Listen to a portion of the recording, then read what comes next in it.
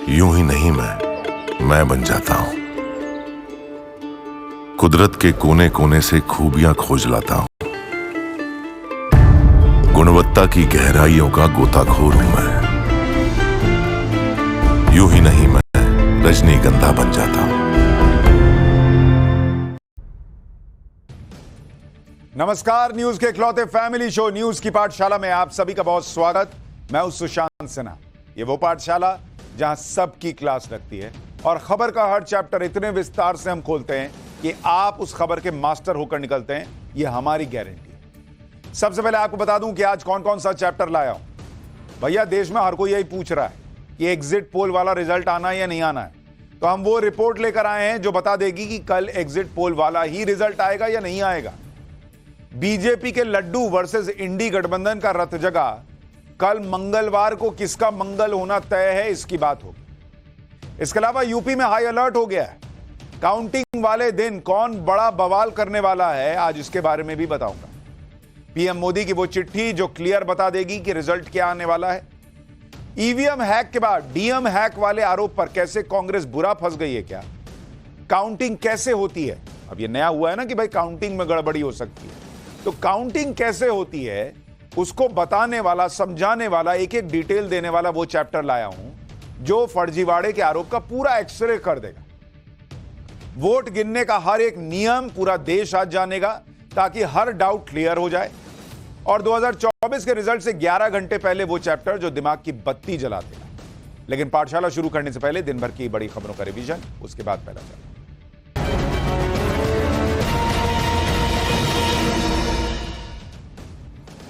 दिल्ली जल संकट के मामले पर सुप्रीम कोर्ट ने यमुना रिवर बोर्ड को 5 जून को इमरजेंसी बैठक बुलाने का निर्देश दिया है।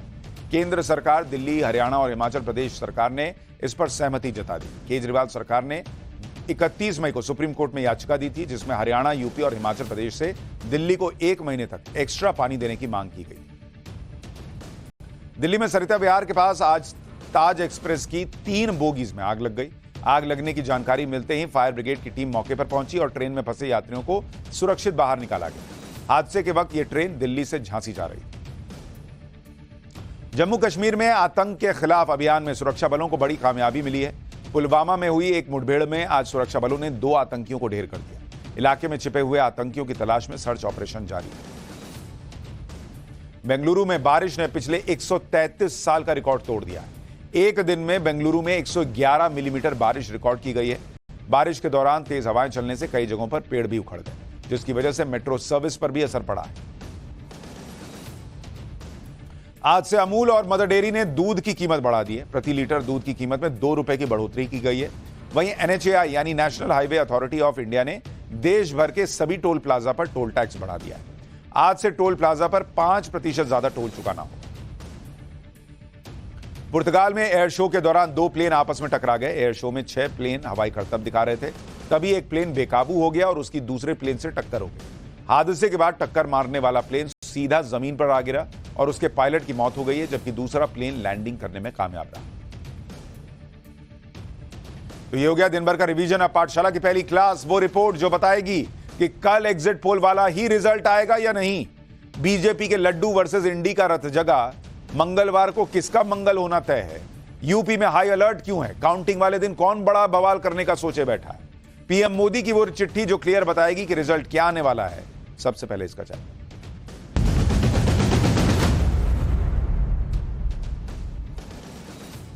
काउंटिंग शुरू होने में अब सिर्फ 11 घंटे का वक्त बचा हुआ है। सुबह 8 बजे से काउंटिंग शुरू हो जाएगी। लेकिन काउंटिंग से पहले गजब की खलबली मची हुई। बॉस, लोग फोन कर रहे हैं, मैसेज कर रहे हैं, लोग आपस में चर्चा कर रहे हैं, व्हाट्सएप ग्रुप में चल रहा है कि एग्जिट पोल वाला ही रिजल्ट आएगा या रिजल्ट कुछ और होगा। आज हम आपको वो रिपोर्ट दिखाएंगे जो आपको बताएगी कि कल एग्जिट पोल वाला रिजल्ट आएगा या नहीं आएगा। ऐसे क्या संकेत मिल रहे हैं जिससे क्लियर है कि एग्जिट पोल वाला रिजल्ट आना है या रिजल्ट कुछ और आना है। इसके बारे में आपको आगे विस्तार से बताऊंगा। लेकिन पहले कल सुबह 7 बजे का अपना अपॉइंटमेंट फिक्स कर लीजिए। कल अपनी सीट बुक कर लीजिए, क्योंकि सुबह 7 बजे से टाइम्स नाउ नवभारत पर मैं सबसे तेज नतीजे भी दिखाऊंगा और क्लास भी लगाऊंगा, क्योंकि कई लोगों की क्लास लगनी भी जरूरी है। रिजल्ट का काउंटडाउन तो शुरू हो चुका है और सुबह 7 बजे आप टाइम्स नाउ नवभारत पर मेरे साथ नतीजों को देखने के लिए बैठ जाइएगा। नहा धो के बैठिए, नाश्ता वास्ता करके, रिमोट फेंक दीजिए साइड में।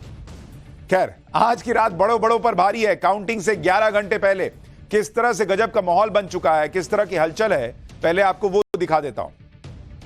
नतीजों से ठीक पहले बीजेपी के अध्यक्ष जेपी नड्डा के घर पर बड़ी मीटिंग हुई है, जिसमें अमित शाह, राजनाथ सिंह, बीएल संतोष जैसे बड़े नेता मौजूद थे।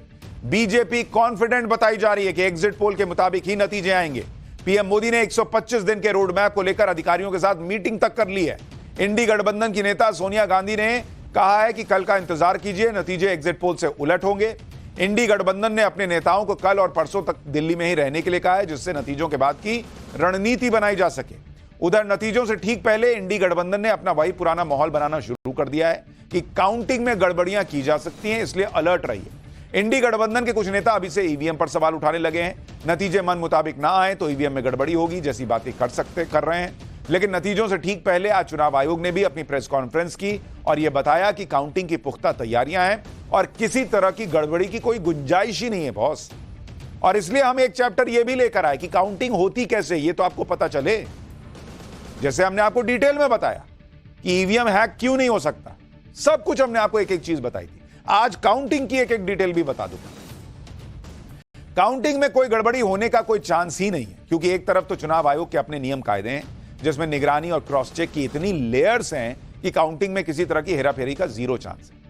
इसके बारे में आगे डिटेल से बताता हूं, लेकिन किस तरह से काउंटिंग होती है यह पूरा समझिएगा, तभी आप इस चीज से निकल पाइएगा और लोग भ्रम में फंसने से बचेंगे। लेकिन पहले यह देख लीजिए कि किस तरह से ईवीएम की निगरानी शुरू कर दी है इन लोगों ने।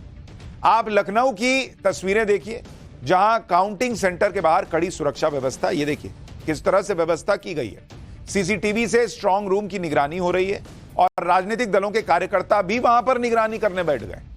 लखनऊ से ग्राउंड रिपोर्ट देखिए कि कैसे जहां काउंटिंग होगी वहां अपने कार्यकर्ताओं को बैठा दिया है कुछ पॉलिटिकल पार्टीज ने, और वहां कैसी तैयारी है जरा एक बार देखिए।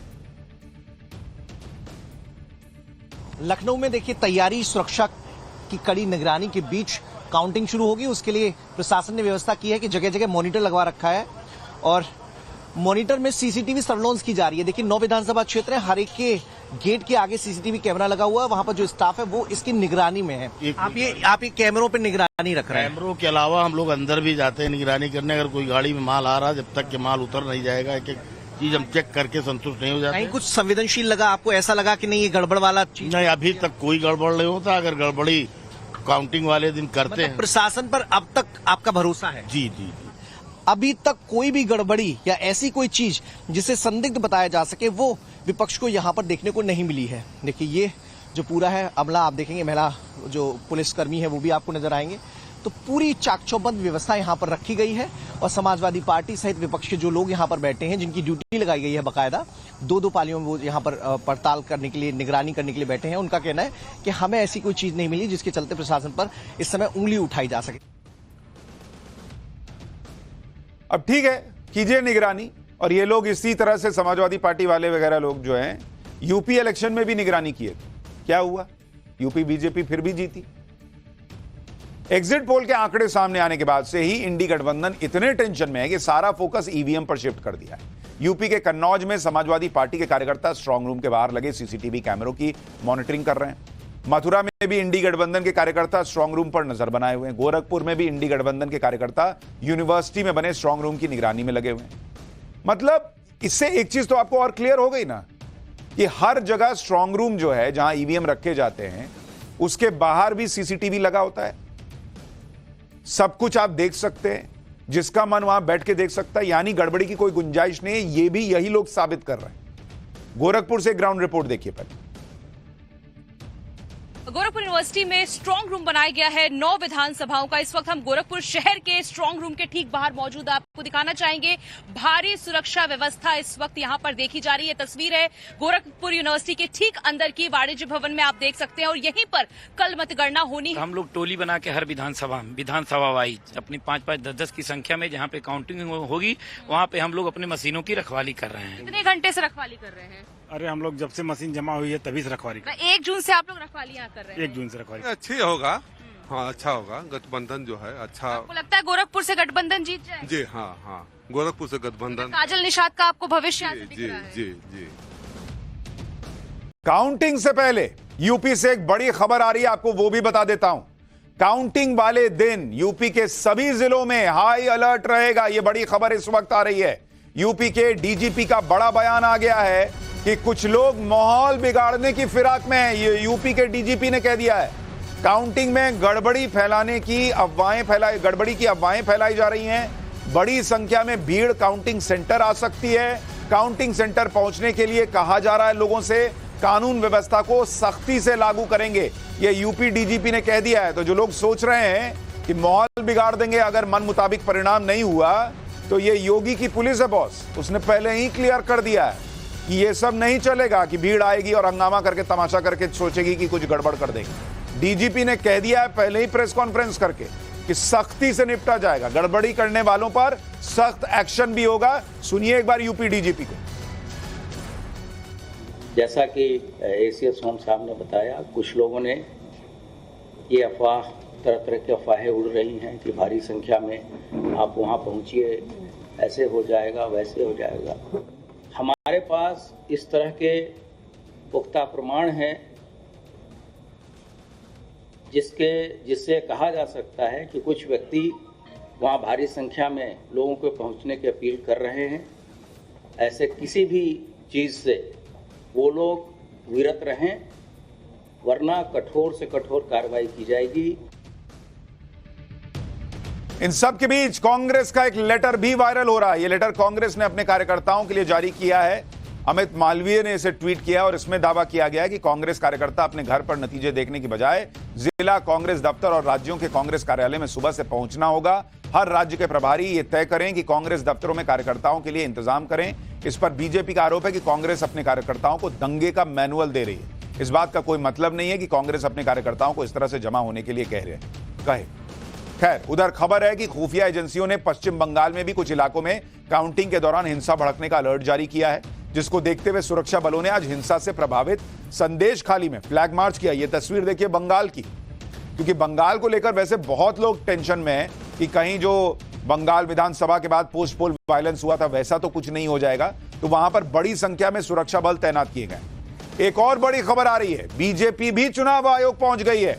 बीजेपी ने कांग्रेस और समाजवादी पार्टी पर आरोप लगाया है कि दोनों पार्टियां कल मतगणना को बाधित करने के लिए हुड़दंग कर सकती हैं। यूपी बीजेपी ने चुनाव आयोग को बकायदा ज्ञापन सौंप दिया है।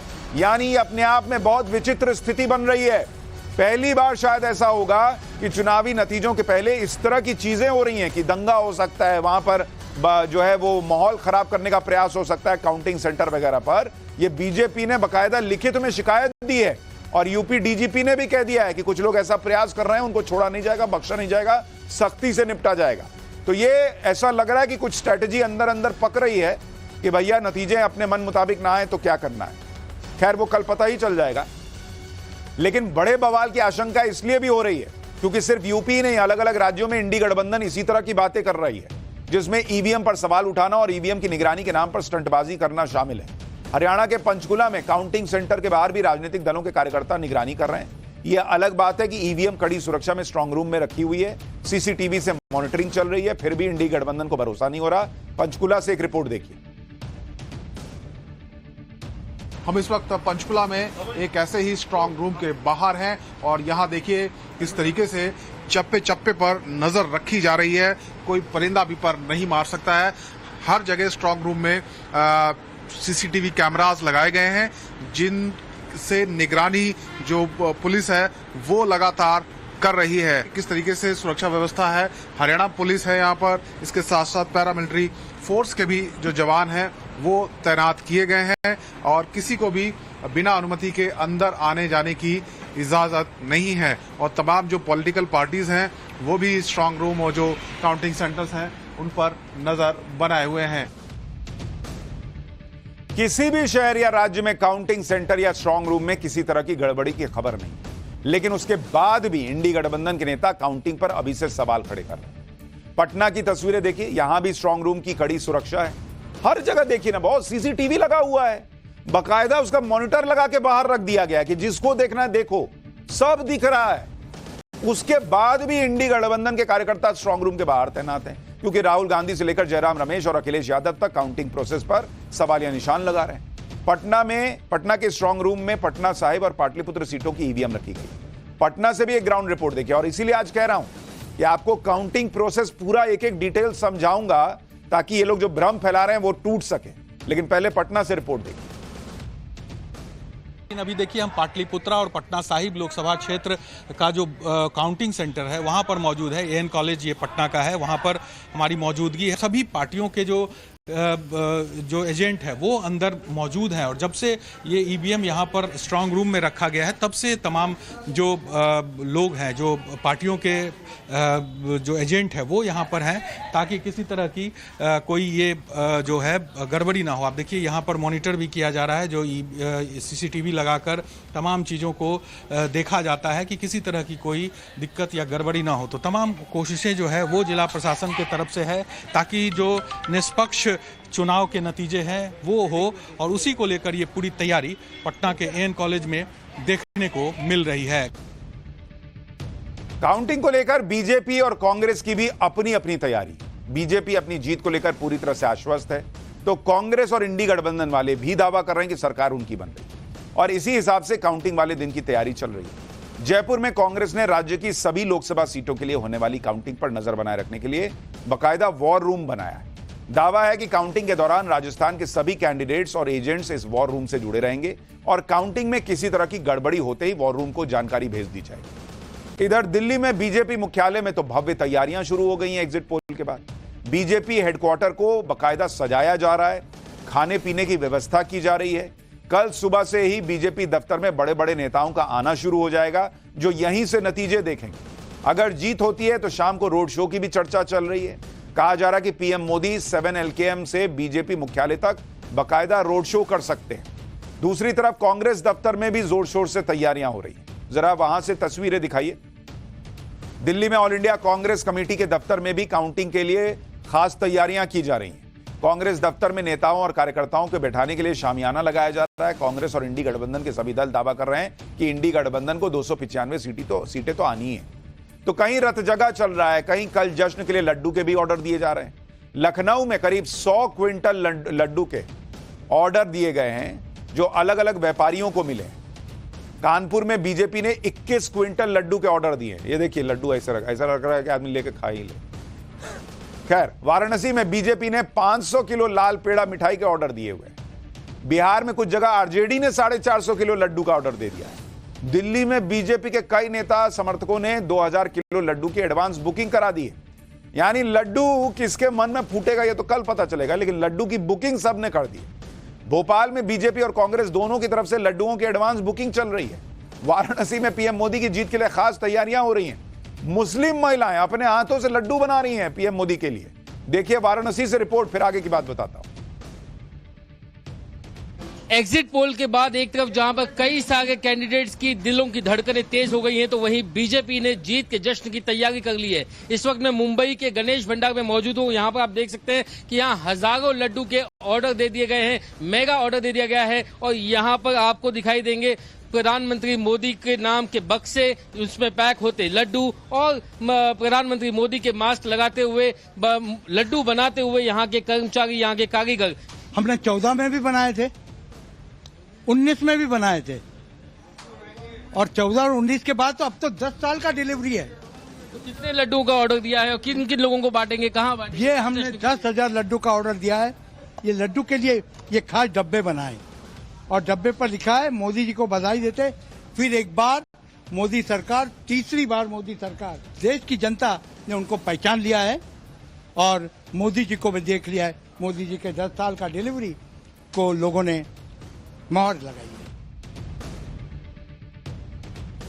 उधर पश्चिम बंगाल के कोलकाता में तो मिठाई की दुकानों में काउंटिंग को लेकर अलग ही क्रेज दिख रहा है। कोलकाता में सभी पार्टियों के सिंबल की मिठाई बनाई जा रही है। बीजेपी के सिंबल वाली मिठाई, टीएमसी के सिंबल वाली मिठाई, इसी तरह से कांग्रेस और लेफ्ट के दलों के जो सिंबल हैं उस हिसाब से भी मिठाई बना दी गई है। मिठाई वालों का कहना है कि सबसे ज्यादा डिमांड बीजेपी और टीएमसी के सिंबल वाली मिठाई की है। कोलकाता से भी एक रिपोर्ट देखी।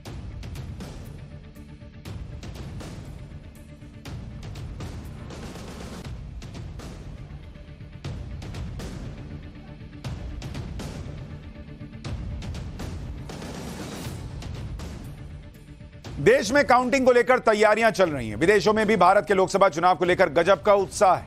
अमेरिका के न्यू जर्सी में एक भारतीय परिवार ने अपने रेस्टोरेंट में 4 जून को फ्री में मेथी गोटा बांटने का फैसला किया। इन लोगों को पूरा भरोसा है कि पीएम मोदी तीसरी बार जीतने वाले हैं और इससे पहले 2014 और 19 में भी पीएम मोदी की जीत पर मिठाई इन्होंने फ्री में बांटी थी। इस बार भी कह रहे हैं कि बांटेंगे और बड़ी संख्या में लोग लाइन में लग के खाने आते हैं। मोदी विरोधी इंडी गठबंधन में भले ही नतीजों को लेकर भयंकर टेंशन है, कंफ्यूजन है, लेकिन सहारनपुर के एक मौलाना को सपने में सब कुछ क्लियर दिख रहा है। खुदा का नाम लेकर मौलाना ने दावा किया है कि उनके सपने में नरेंद्र मोदी का शपथ ग्रहण हो चुका है। खुद मौलाना से सुनिए, उन्होंने कहा सपने के बारे में क्या बताया।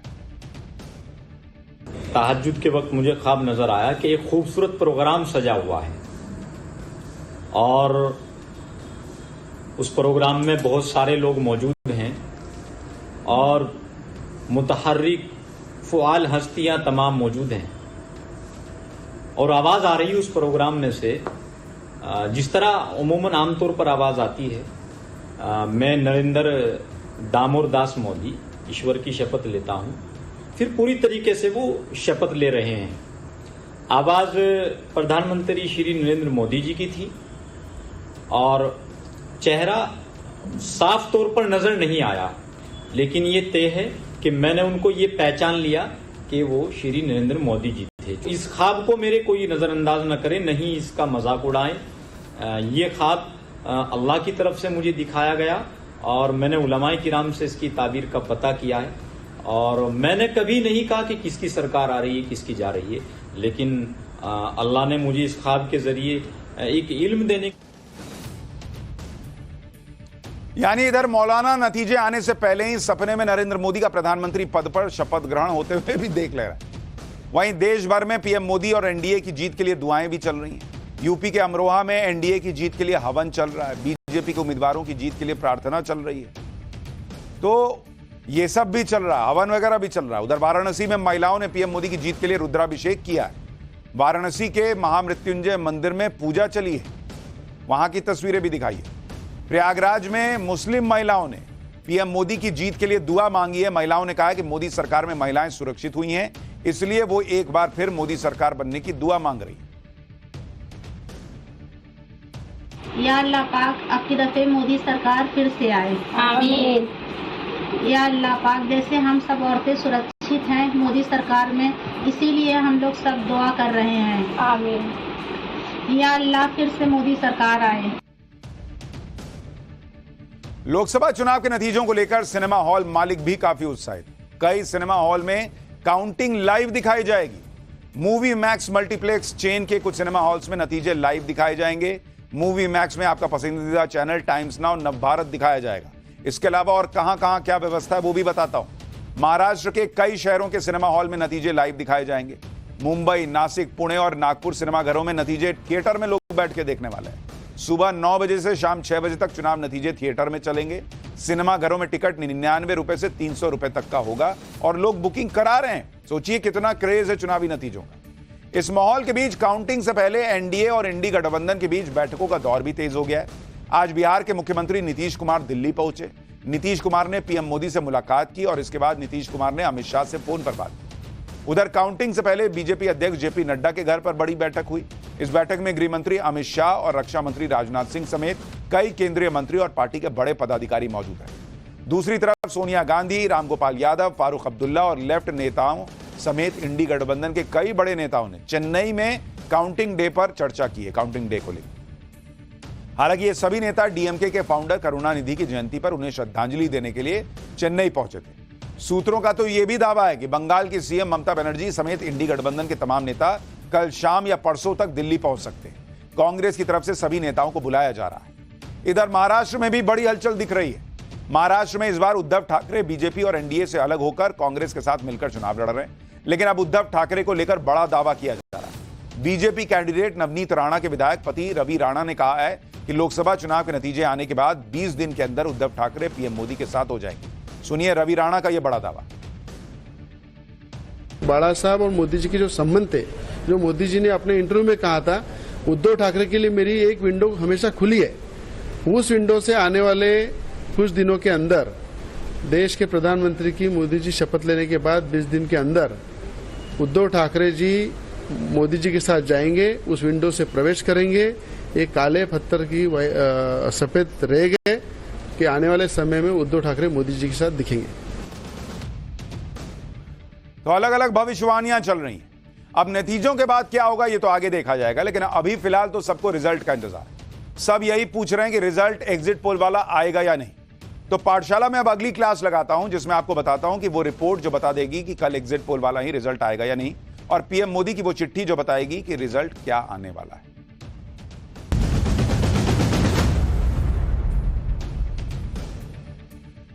एग्जिट पोल के नतीजे तो सबके सामने। अब लोग ये पूछ रहे हैं कि जो नंबर्स एग्जिट पोल में दिख रहे हैं क्या वही नंबर आएंगे कि नहीं आएंगे। फाइनल नतीजे तो कल ही क्लियर होंगे, लेकिन ऐसे कई संकेत हैं जो ये बता रहे हैं कि एग्जिट पोल सही होंगे या गलत होंगे। ये संकेत क्या है ये आपको आगे बताऊं, लेकिन उससे पहले ये देखिए कि एग्जिट पोल के नतीजों का निचोड़ क्या है जो बता रहा है कि नरेंद्र मोदी फिर से प्रधानमंत्री बनने वाले हैं। 13 एग्जिट पोल आए और 13 के 13 एग्जिट पोल के डेटा के मुताबिक पोल ऑफ पोल्स में एनडीए को 365 सीट आती हुई दिख रही है। ये सबका निचोड़ बता रहा हूं।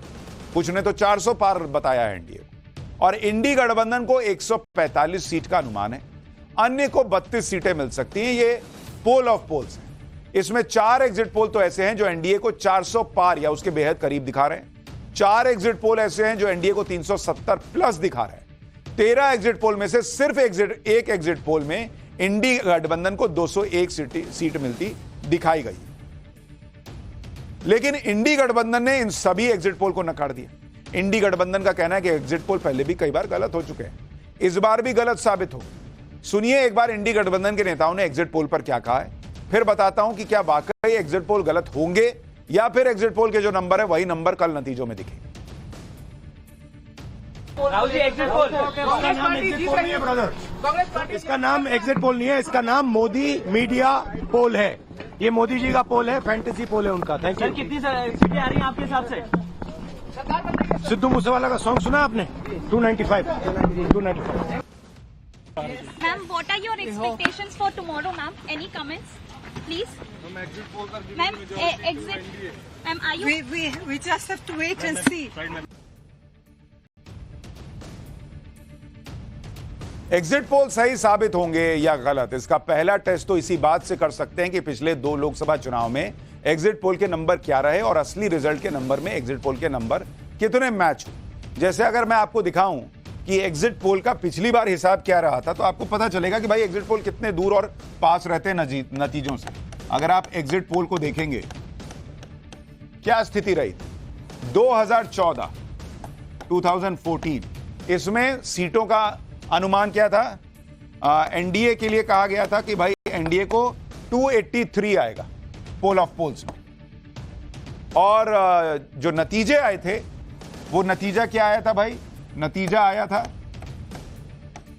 क्या आया 2014 में, नतीजा आया कि 336 पर एनडीए जाकर होता, यानी 283 से प्लस 53। इसके बाद जब 2019 का पोल देखिएगा आप, ये 2014 आपको बताया, अब 2019 का देखिए। एनडीए के लिए कहा गया कि एनडीए को 306 सीट आई, ये पोल ऑफ पोल्स में आया, लेकिन एनडीए कहां जाकर रुका, इसमें 47 सीट जोड़कर एनडीए जो है वो फाइनली कहां पहुंचा, 353।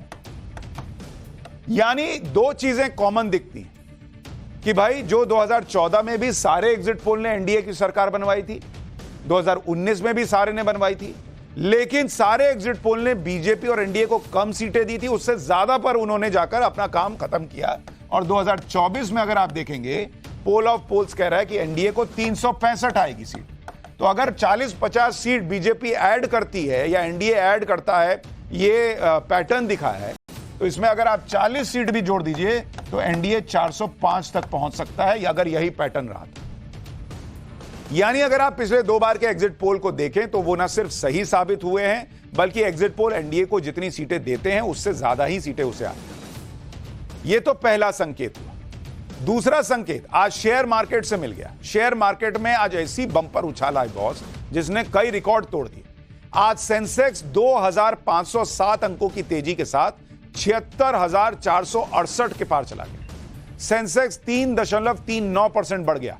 यह पिछले 3 साल में एक दिन में सेंसेक्स की सबसे बड़ी बढ़त, निफ्टी 733 अंकों की तेजी के साथ 23,263 पर बंद हुआ। निफ्टी में भी 3.25% की बढ़त दर्ज की गई। शुरुआती 2 घंटे में शेयर बाजार के निवेशकों की संपत्ति एक झटके में 12 लाख करोड़ रुपए बढ़ गए। 2 घंटे में 12 लाख करोड़ रुपए लोगों ने छाप लिए बॉस, सिर्फ इस बात पर कि भाई एग्जिट पोल में दिख रहा है कि नरेंद्र मोदी की सरकार आ गई। बीएसई में लिस्टेड कंपनियों का मार्केट कैप 3 जून को करीब 14.19 लाख करोड़ रुपए बढ़ा है। यानी आज शेयर मार्केट की हालत यह थी कि इतने ऑर्डर आ रहे थे कि मार्केट में इन्वेस्टमेंट वाले एप्स की हालत खराब हो गई। और नरेंद्र मोदी ने एक इंटरव्यू में कुछ दिन पहले कहा था कि आप 4 जून को रिजल्ट आने दीजिए, आप देखिएगा कि एप्स वगैरह बैठ जाएंगे, मशीनें बैठ जाएंगी। आज एग्जिट पोल आने के बाद यही हो गया। यानी सीधे सीधे संकेत है कि मार्केट को भी भरोसा है कि एग्जिट पोल गलत नहीं होगा। भाई उसको डाउट होता तो मार्केट इतना बढ़ता ही नहीं। तीसरा संकेत एग्जिट पोल में जो दिखा, क्या वही रिजल्ट में दिखेगा? इसका तीसरा संकेत भी मिल चुका है और यह संकेत खुद इंडी गठबंधन की तरफ से बार बार आ रहा है। जिस तरह से इंडी गठबंधन ने अपनी अभी से ईवीएम और काउंटिंग की बाकी प्रक्रिया पर सवाल उठाना शुरू कर दिया है, उससे यही संकेत मिल रहा है कि इंडी गठबंधन को नतीजों का एहसास है।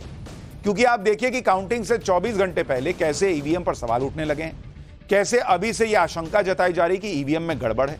एक बार इंडी गठबंधन के नेताओं को सुनिए, फिर बताऊंगा कि काउंटिंग को लेकर और क्या क्या बवाल मचा हुआ है। जनता का वोट अगर पड़ा है तो इनको बहुमत नहीं मिल रहा है और जो कांग्रेस पार्टी ने 295 का फिगर दिया है वो सही है। और उसके बाद यदि 300 पार तो वो जनता का वोट नहीं है, वो ईवीएम मशीन का वोट है। कोई इनसे पूछे कि अगर जनता का वोट नहीं है, ईवीएम मशीन का वोट है, तो जाके इलेक्शन कमीशन में शिकायत क्यों नहीं किए कि ईवीएम में गड़बड़ी हो गई? ये तो कैंडिडेट है ना, चले जाते। और अब ये लोग डीएम पे बात करने, पहले ईवीएम में गड़बड़ी होती थी, अब डीएम की बात करने लग गए। ईवीएम पर सवाल उठाना तो अब विपक्ष का पुराना पैतरा हो गया। लोग भी अब विपक्ष की इस चाल को समझ चुके हैं कि जहां जीते वहां पर विपक्ष के लिए ईवीएम ठीक होता है, जहां हार गए वहां ईवीएम पे दोष डाल देते हैं। इसलिए शायद इस बार विपक्ष ने ईवीएम के साथ साथ काउंटिंग प्रक्रिया पर भी सवाल उठाना शुरू कर दिया। इंडी गठबंधन के नेताओं का एक दल कल चुनाव आयोग से मिला और चुनाव आयोग के सामने 5 मांग रखी। क्या मांग थी भाई? कि पोस्टल बैलेट के रिजल्ट ईवीएम के रिजल्ट से पहले जारी किए जाए, चुनाव आयोग वोटों की गिनती की प्रक्रिया के स्पष्ट दिशा निर्देश जारी करे और उसे लागू करना सुनिश्चित करे, मतगणना की सीसीटीवी से मॉनिटरिंग हो और कंट्रोल यूनिट का वेरिफिकेशन हो। यानी इंडी गठबंधन को अब कंट्रोल यूनिट के भी बदले जाने का डर सता रहा है। मशीन से जो डेटा आए उसे कंफर्म किया जाए। ईवीएम सील करते वक्त जो पर्ची और टैग लगाया जाता है उसे वेरिफिकेशन के लिए सभी मतगणना एजेंट को दिखाया जाना चाहिए। अब इस पर इलेक्शन कमीशन कह रहा है कि ये बॉस क्या तुम लोग मांग ला, ये मांग क्या, ये तो ऑलरेडी होता है, मांग क्या लेके आए हो? मतलब आपने घर में देखा कि बिरयानी बन रही है और आप कह रहे हैं कि मैं मांग करता हूं कि घर में बिरयानी बननी चाहिए, तो मां क्या बोलेगी? कि लू लग गई है क्या दिमाग में? बिरयानी ना बन रहा है। विपक्ष ने जो मांग रखी वो कोई नई चीज है ही नहीं। काउंटिंग प्रोसेस के दौरान ये सारी चीजें पहले से होती हैं। काउंटिंग कैसे होती है इसीलिए अभी आपको थोड़ी देर में पूरा विस्तार से उसका चैप्टर दिखाऊंगा। आज इंडी गठबंधन की मांग पर चुनाव आयोग ने भी कहा कि पोस्टल बैलेट के रिजल्ट तो ईवीएम के रिजल्ट से पहले ही जारी किए जाते हैं। ये कौन सी नई चीज बता रहे हो भाई? एक बार चुनाव आयोग को सुनिए, फिर आपको बताऊंगा कि काउंटिंग से पहले और क्या विवाद खड़ा हुआ है। जो रूल कहता है वो क्लियर कहता है कि postal ballot counting will start first. So on all centres in the country it will start first, no doubt about it. After only half an hour would start the EVM counting. So there are 3 countings which are happening simultaneously, and it is happening. It happened in 2019. It happened in all the 2022 elections of the states held thereafter. It happened yesterday also in case of Arunachal and Sikkim. हम mid course नहीं बदल सकते कुछ भी। इसी तरह कांग्रेस के नेता अजय माकन ने भी चुनाव आयोग पर सवाल उठाए, लेकिन चुनाव आयोग ने इन सवालों की हवा निकाल दी। कांग्रेस नेता अजय माकन ने आरोप लगा दिया कि पहली बार असिस्टेंट रिटर्निंग ऑफिसर्स यानी एआरओ के टेबल पर कैंडिडेट के काउंटिंग एजेंट्स को इजाजत नहीं दी जाएगी। अजय माकन ने कहा कि उन्होंने 9 लोकसभा और विधानसभा चुनाव लड़े हैं, लेकिन ऐसा तो पहली बार हो रहा है। अगर यह सही है, अच्छा लिख रहे हैं, अगर ये अरे नहीं सही है तो फिर काहे लिख रहे हो? अगर यह सही है तो ईवीएम में छेड़छाड़ से भी ज्यादा बड़ा आरोप। अजय माकन ने कहा कि वो सभी उम्मीदवारों को इस पर अलर्ट कर रहे हैं। उम्मीद है चुनाव आयोग इसमें सुधार करेगा। इसके बाद सोशल मीडिया पर ही दिल्ली के चीफ इलेक्टोरल ऑफिसर ने स्पष्ट किया कि बॉस ऐसा कुछ है ही नहीं। एआरओ के टेबल पर कैंडिडेट के काउंटिंग एजेंट को इजाजत होती है और वो रहेगी। इसके बाद सोशल मीडिया पर ही अजय माकन ने सफाई के लिए चुनाव आयोग का धन्यवाद दिया और यह भी दावा किया कि चुनाव आयोग के रिटर्निंग ऑफिसर पहले इसके लिए मना कर रहे थे। दरअसल आरओ यानी रिटर्निंग ऑफिसर या एआरओ असिस्टेंट रिटर्निंग ऑफिसर चुनाव आयोग की तरफ से तय वो अधिकारी होता है जो कानूनी रूप से मतगणना पर नजर रखता है और नियम के मुताबिक कैंडिडेट की तरफ से नियुक्त काउंटिंग एजेंट्स को मतगणना टेबल पर मौजूद रहने का अधिकार होता है। कुछ नहीं बदला बॉस, ये लोग छाती पहले पीट देते हैं, माहौल पहले बना देते हैं। और क्यों बनाते हैं अभी आगे आपको समझाऊंगा कि ये लोग क्यों ऐसा करते हैं। आप ये भी देखिए कि कल काउंटिंग से पहले इंडी गठबंधन हर तरह से चुनाव आयोग को घेर रहा है। अखिलेश यादव तो इतने आगे निकल गए कि वो नई थ्योरी लेकर आ गए कि हो सकता है कल बीजेपी काउंटिंग धीरे करवाए और रात में बत्ती गुल करवा दे। एक बार अखिलेश यादव को सुनिए, फिर आपको बताऊंगा कि हार के डर से इंडी गठबंधन क्या प्लानिंग कर रहा है। जिन फेजेस में चुनाव खत्म होता चला जाता बिजली कहां थी, और यह भी हो सकता है कि धीरे धीरे काउंटिंग करें और रात में बिजली गुल करें। नहीं, चुनाव के लिए बोल रहा हूं मैं कि काउंटिंग को धीमे धीमे करें और रात में बिजली गुल करें। ये जिन फेजेस में चुनाव खत्म होता चला जाता बिजली कहां थी, और यह भी हो सकता है कि धीरे धीरे काउंटिंग करें और रात में बिजली गुल करें। अखिलेश यादव के बयानों को कितनी गंभीरता से लेना है वो आप 500 mg का पैरासीटामोल और 600 mg का पैरासीटामोल वाले बयान से समझ सकते हैं। इनके हिसाब से धीरे धीरे काउंटिंग करवाएगी बीजेपी, जैसे बीजेपी काउंटिंग करवाती हो, और पूरे देश में बिजली गुल कर देंगे और उसके बाद मामला बदल जाएगा। एग्जिट पोल के सही होने का एक संकेत इंडी गठबंधन की बेचैनी से दिखने लगा है। एक तरफ पीएम मोदी हैं जो 4 जून के बाद का प्लान बनाकर बैठे हैं, दूसरी तरफ इंडी गठबंधन है जो हार के बाद का प्लान तैयार करने में लगा है। सूत्रों के मुताबिक इंडी गठबंधन के सभी नेताओं को दिल्ली बुलाया गया है और सबको कल रात तक या परसों सुबह तक दिल्ली में रहने के लिए कह दिया गया। नतीजों के बाद इंडी गठबंधन की एक बैठक भी हो सकती है। अगर नतीजे उम्मीद के मुताबिक नहीं आए तो धरना देना या प्रेस कॉन्फ्रेंस करना है या राष्ट्रपति से मिलना है। इन विकल्पों पर चर्चा होगी ताकि चुनाव आयोग के रोल पर सवाल उठाया जा सके। यानी इनकी तैयारी पूरी है कि चुनाव आयोग पर, ईवीएम पर कैसे सवाल खड़े करने हैं। कल एग्जिट पोल वाला रिजल्ट आएगा या नहीं, इसका एक और संकेत अरुणाचल प्रदेश और सिक्किम के विधानसभा के नतीजों से भी देखना चाहिए, क्योंकि इससे साबित होता है कि नॉर्थ ईस्ट को लेकर एग्जिट पोल में जो बात कही जा रही थी वो सही है। कल अरुणाचल और सिक्किम के विधानसभा के नतीजे आए। अरुणाचल प्रदेश में क्या हुआ जरा आप देखिए। अरुणाचल में आप देखिए, अरुणाचल में कल नतीजा आया। क्या हुआ भाई नतीजा? अरुणाचल में कुल सीट कितनी है? कुल सीट है 60 सीटों वाली विधानसभा है। और यहां बीजेपी को कितनी सीट आई है? बीजेपी को आई है 46 सीट, 46। और एनपीपी नेशनल पीपल्स पार्टी को 5 सीट आई है, 5। और अन्य को गई है 8, अदर्स को 8, और कांग्रेस को आई है 1 सीट। 19 सीट पर यह चुनाव लड़ी थी कांग्रेस और 1 सीट जीत पाई है। नॉर्थ ईस्ट में इनका यह हाल है। जो लोग मणिपुर का मुद्दा उठाते रहे, कहते रहे कि नॉर्थ ईस्ट में बीजेपी साफ हो जाएगी, बीजेपी 46 सीट जीती है बॉस। यह भी संकेत है कि एग्जिट पोल में जो दिख रहा है वही आपको कल दिखेगा या नहीं। और अरुणाचल का एग्जिट पोल क्या कह रहा था? एग्जिट पोल ने अरुणाचल के लिए क्या कहा था बॉस? 44 से 51 कहा था बीजेपी के लिए। कितना आया बीजेपी को? 46। जो एग्जिट पोल में था वही अरुणाचल प्रदेश में आया। इसी तरह से आप देखिए सिक्किम की विधानसभा का नतीजा आया है। वहां कुल सीट कितनी है? टोटल सीट है 32। और एसकेएम जो एनडीए का हिस्सा है, एसकेएम को कितनी सीट आई? 31, सिक्किम क्रांतिकारी मोर्चा। और एग्जिट पोल क्या था भाई? एग्जिट पोल ने कहा था कि एसकेएम को कितनी सीट आएगी? 24 से 30, 1 सीट ज्यादा ही आई एनडीए को। यानी दोनों राज्यों में एग्जिट पोल में जो अनुमान लगाया गया वही नतीजों में सही साबित हुआ। इससे आप अंदाजा लगा सकते हैं कि देश के एग्जिट पोल का नतीजा फाइनल रिजल्ट से मैच होगा या नहीं। और आप यह भी देखिए कि सिक्किम में पिछले 25 साल से सिक्किम डेमोक्रेटिक फ्रंट की सरकार थी, लेकिन इस बार सिक्किम डेमोक्रेटिक फ्रंट को सिर्फ 1 सीट मिली है। सिक्किम की राजनीति में हुए इतने बड़े उलटफेर को भी एग्जिट पोल के नतीजों ने भांप लिया। और जो इंडी गठबंधन ये ईवीएम और काउंटिंग प्रोसेस पर सवाल उठा रहा है, उसे यह भी समझना चाहिए कि सिक्किम में बीजेपी ने 31 सीटों पर चुनाव लड़ा था लेकिन बीजेपी को सिक्किम में एक भी सीट नहीं आई है। अगर ईवीएम सेट है, चुनाव आयोग फिक्स्ड है, तो फिर सिक्किम में बीजेपी ने एक भी सीट क्यों नहीं ले ली भाई? क्यों नहीं आई? उसकी सेटिंग हुई वहां पर, एनडीए की सरकार बनी। सिक्किम में बीजेपी एक भी सीट नहीं जीती, तो विपक्ष को ईवीएम में कोई खामी नहीं दिखी। लेकिन अरुणाचल प्रदेश जहां बीजेपी की जीत हुई है, उसके चुनाव पर कांग्रेस के नेता सवाल उठा रहे हैं। प्रमोद तिवारी को सुनिए, फिर बताऊंगा कि पीएम मोदी की जीत पर चीन ने क्या कहा दिया। अरुणाचल में आशंका थी, वहां कैसे चुनाव होता उसके बारे में मैं कुछ नहीं कहना चाहता। छोटी सी विधानसभा, आसाम की 7 बहनें ये निकाली गईं। कुल मिलाकर सिक्किम में यही हमेशा से होता है, वहाँ बीजेपी 0 चली गई, कांग्रेस भी 0 हो गई। तो ठीक है, ये क्षेत्रीय दल है, इनकी क्षेत्रीय आधार होता है, और बहुत सी चीज़ें जो मैं कहना नहीं चाहता वो भी होता है। तो इससे कोई देश का चुनाव प्रभावित नहीं होता। आप देख रहे हैं बॉस, ये लोग किस लेवल पे चले गए हैं, सिर्फ नरेंद्र मोदी और बीजेपी का विरोध के चक्कर में, कि जहां बीजेपी को 0 आ जाए एकदम ठीक, सब सही है। जहां बीजेपी को आ जाए कैसे चुनाव होता है, क्या होता है, सवाल उठा दे।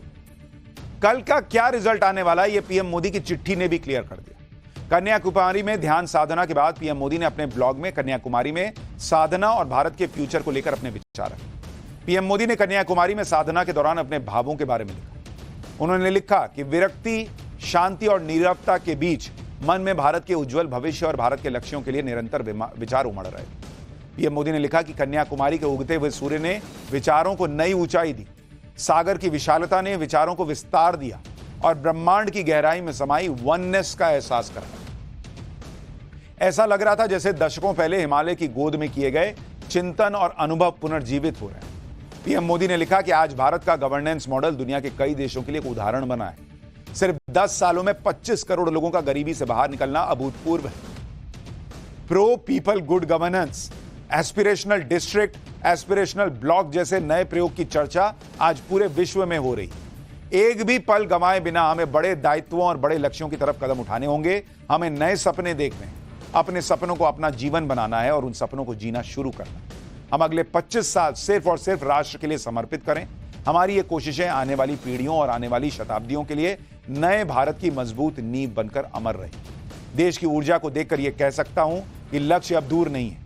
आइए तेज कदमों से चलें, मिलकर चलें, भारत को विकसित बनाएं। यानी पीएम मोदी कॉन्फिडेंट तो हैं जीत को लेकर, लेकिन उनके दिमाग में अभी भी भारत चल रहा है, भारत का विकास चल रहा है।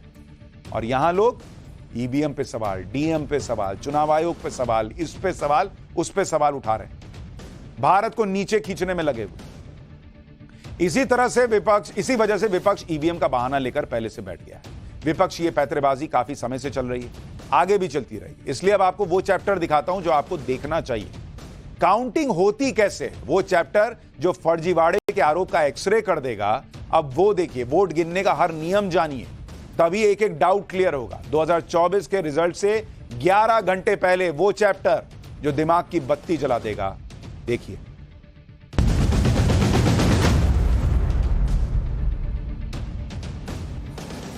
नरेंद्र मोदी से राजनीतिक तौर पर जीत न पाने वाले विपक्ष की एक पुरानी आदत रही कि जैसे ही चुनाव के नतीजे आने वाले होते हैं, उससे पहले ईवीएम और इलेक्शन कमीशन पर सवाल उठाना शुरू करते हैं। चुनाव हार जाए तो ईवीएम खराब है, चुनाव आयोग बीजेपी के प्रेशर में काम कर रहा है, अगर कांग्रेस चुनाव जीत जाए तो ईवीएम और चुनाव आयोग निष्पक्ष हो जाता है। इस बार भी कांग्रेस ने 4 जून को चुनाव के नतीजों के आने से पहले यही नैरेटिव फैलाना शुरू कर दिया कि चुनाव आयोग बीजेपी के प्रेशर में काम कर रहा है। सब कांग्रेस के सीनियर नेता जयराम रमेश ने आरोप लगाया कि देश के गृह मंत्री अमित शाह चुनाव आयोग के अधिकारियों को धमका रहे हैं। इन गंभीर आरोपों पर जब इलेक्शन कमीशन ने जयराम रमेश से सबूत मांगे तो इस पर जयराम रमेश ने कह दिया कि थोड़ा टाइम चाहिए। अरे बॉस, आरोप लगाते वक्त टाइम नहीं चाहिए? कि अमित शाह फोन करके डीएम को धमका रहे हैं, इसके लिए टाइम नहीं चाहिए? पहले वेरीफाई करते। और अब इलेक्शन कमीशन कह रहा है कि बताओ किसको धमकाया अमित शाह ने, किसको हड़काया है, तो कह रहे हैं टाइम चाहिए। पहले सबूत इकट्ठे करते ना, तब आरोप लगाना चाहिए था। सोशल मीडिया पर लोग भी पूछ रहे हैं कि कब तक कांग्रेस का यही पुराना और घिसा पिटा ईवीएम वाला नाटक चलेगा बॉस। अच्छा, ऐसा पहली बार नहीं है जब कांग्रेस ने ईवीएम और इलेक्शन कमीशन पर आरोप लगाया, लेकिन इस बार इलेक्शन कमीशन कांग्रेस को माफ करने के मूड में नहीं है, क्योंकि इलेक्शन कमीशन कांग्रेस के खिलाफ कोई बड़ी कार्रवाई कर सकता है। दरअसल 1 जून को एग्जिट पोल आने के बाद कांग्रेस नेता जयराम रमेश ने 2 जून को आरोप लगाया कि देश के गृह मंत्री अमित शाह ने 150 जिला अधिकारियों यानी डीएम को फोन करके धमकाया है। जयराम रमेश के मुताबिक देश के 150 जिला अधिकारी गृह मंत्री के दबाव में। इसके बाद इलेक्शन कमीशन ने जयराम रमेश से उन 150 जिला अधिकारियों की बाकायदा लिस्ट मांगी। इसके लिए इलेक्शन कमीशन ने जयराम रमेश को आज शाम 7 बजे तक का समय भी दिया था। अब जयराम रमेश ने इलेक्शन कमीशन से जवाब देने के लिए 1 हफ्ते का समय मांगा है। चुनाव आयोग ने जयराम रमेश की मांग खारिज कर दी और कहा कि अगर जवाब नहीं दिया तो उचित कार्रवाई की जाएगी। और हमारे सूत्र बता रहे हैं कि लास्ट जब सूत्रों से बात हुई थी तब तो उन्होंने कहा था कि भाई अभी तक तो जयराम रमेश का जवाब आया नहीं, अभी आ गया हो तो पता नहीं। यानी अब जयराम रमेश अपने ही आरोपों में फंस गए। पहले आप सुनिए कि जयराम रमेश किस तरह गृह मंत्री अमित शाह और इलेक्शन कमीशन पर आरोप लगा रहे थे। इसके बाद इलेक्शन कमीशन के वो सख्त तेवर भी दिखाऊंगा जिससे कांग्रेस की परेशानी बढ़ सकती है। निवर्तमान गृह मंत्री 150 डीएम और कलेक्टर से बात करते हैं, ये क्या गैर संवैधानिक नहीं है? 1 दिन पहले 2 दिन पहले चुनाव के नतीजे आने के 2 दिन पहले निवर्तमान गृह मंत्री सारे 150 डीएम और कलेक्टर से बात करते हैं। क्यों इन्होंने बात की? तो ये सब दबाव लगा रहे हैं, एक माहौल पैदा कर रहे हैं कि हम आने वाले हैं, हम आने वाले हैं, हम आने वाले हैं। बॉस, इन लोगों ने ना देश का तमाशा बना के छोड़ दिया है। अगर सबूत है तो दीजिए सीधा, और नहीं है तो चुप बैठिए। ईवीएम हैक का सबूत नहीं दे पाए, ईवीएम में गड़बड़ी होती है, सुप्रीम कोर्ट में सुनवाई चली, वहां नहीं साबित कर पाए। अब डीएम पे आ गए। पहले ईवीएम हैक होता था, अब डीएम हैक हो रहा है। जयराम रमेश ने 150 डीएम को फोन करने का आरोप लगाया तो चुनाव आयोग ने इस आरोप की हवा निकाली। चुनाव आयोग ने कहा कि कभी वोटर लिस्ट खराब होने की बात, कभी ईवीएम खराब होने की बात, कभी काउंटिंग में एआरओ की टेबल पर आदमी नहीं है जैसे आरोप, और अब 150 डीएम से बात करके चुनाव प्रभावित करने का आरोप। ये क्या चल रहा है देश में? ये फेक नैरेटिव है जो चल रहा है। सुनिए चुनाव आयुक्त को, फिर आपको एक एक नियम समझाता हूं कि कैसे काउंटिंग होती है और क्या होता है और उसमें गड़बड़ी हो सकती है या नहीं हो सकती। माहौल बनाया गया कि देखिए ये मतलब कैसे हो सकता है ऐसा कि लार्ज नंबर में आरओज को इन्फ्लुएंस कर दिया गया है। कैसे हो सकता है? देश में कर सकता है तो बताइए किसने किया, हम उसको सजा देंगे। हम उसको सजा देंगे, हम उसे बताना चाहिए कि किसने किया।